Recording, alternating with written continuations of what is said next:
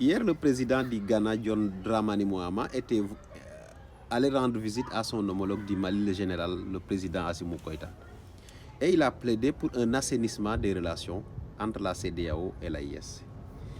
Il a dit qu'il y a un manque de confiance qu'on doit corriger afin qu'un respect mutuel puisse exister entre les deux leaders des deux communautés. Je suis entièrement d'accord.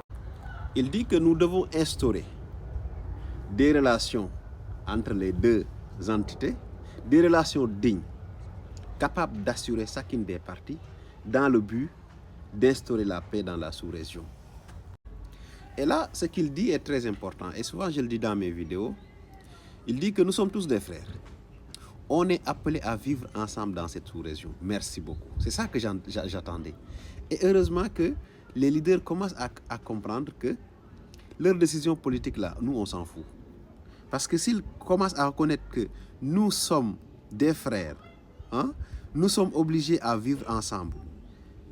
Et là, il dit, au nom du Ghana et à ma qualité de président, nous prenons l'engagement de poursuivre notre appui à la coopération et de travailler à renforcer les liens et les relations entre les deux groupements. Les deux regroupements, c'est-à-dire l'AIS et la CEDEAO. Plus loin, il dit, nous avons compris qu'il y a une sorte de manque de confiance entre les leaders de la CEDEAO et de la Confédération des États du Sahel. Et il poursuit, ce manque de confiance doit être corrigé afin qu'un respect mutuel puisse exister entre les leaders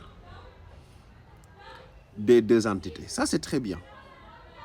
Il dit que j'ai été président de la CEDEAO, mais aujourd'hui, je suis un nouveau homme car je viens d'être réélu. Nous sommes condamnés à vivre ensemble. Nous sommes condamnés à vivre ensemble. Donc forcément, les problèmes de la sous-région là, on le réglera ensemble ou on va périr ensemble. C'est à nous de choisir.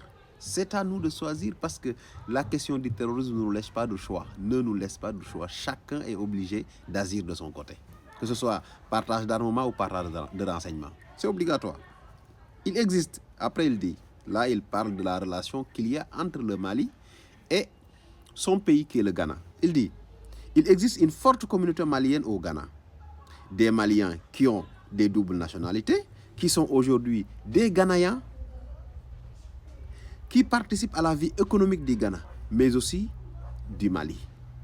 Donc, il nous dit, il nous faut donc renforcer les liens commerciaux.